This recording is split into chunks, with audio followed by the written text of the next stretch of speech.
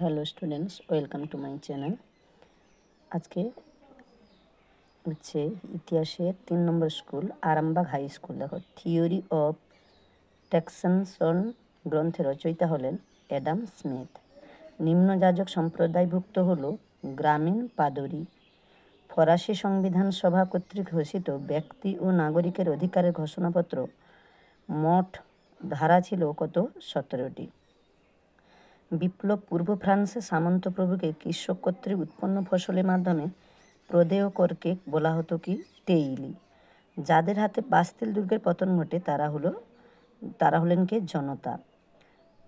ওয়াটারলুর যুদ্ধে প্রাশিয়ার সেনাপতি ছিলেন ব্লুকার। নেপোলিয়নের মস্কো অভিযানের সময় রুশ জার ছিলেন প্রথম আলেকজান্ডার। এবারে দেখো, ইউরোপের মুক্তিদাতা বলা হয় কাকে? নেপোলিয়নকে। প্যারিসের যুদ্ধে পরাজয়ের পর নেপোলিয়ন ফ্রান্সের সিংহাসন ত্যাগ করেন 6 এপ্রিল 1814 খ্রিস্টাব্দে। ভিক্টোরিয়ার যুদ্ধে ফরাসি সেনানায়ক মার্শাল জুনো যার কাছে পরাজিত হন তিনি হলেন কে? Arthur Wellesley. এবারে দেখো, বাম স্তম্ভের সঙ্গে দান স্তম্ভ মেলাতে। বাম স্তম্ভ কি?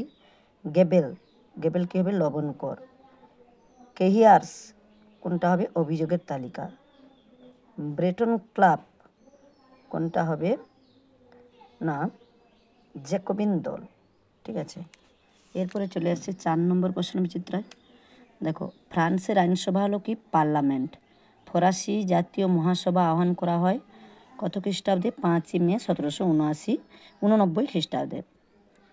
জনগণের সার্বভৌমত্ব তত্ত্বের প্রবক্তা হলেন কে? রুশো।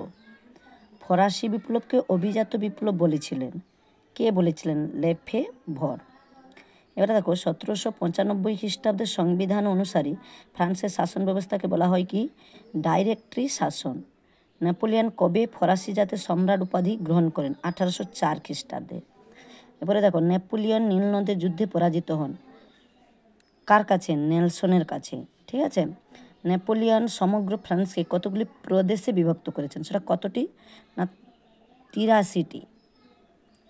এরপরে দেখো, টিলসিটের সন্ধি স্বাক্ষরিত হয় রাশিয়া ফ্রান্সের মধ্যে। কার মধ্যে হয়?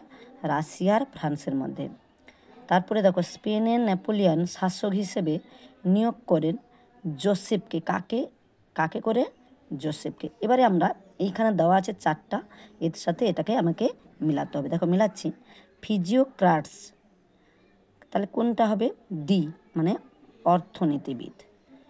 সিজালপাইন প্রজাতন্ত্র কি হবে? সি, বিদ্রোহী প্রতিরোধ সমিতি। মন্তেস্কু কে হবে? নিয়মতান্ত্রিক রাজতন্ত্র। জুনটা কোন কি হবে? ইতালি।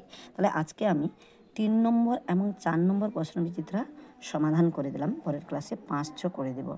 তোমরা যদি না বুঝতে পারো তাহলে কমেন্ট বক্সের সাহায্যে আমাকে জানিয়ে দাও। ঠিক আছে, আজকের মতন ক্লাসটা শেষ করলাম। পরের ক্লাসে আমি আবার দিয়ে দিব।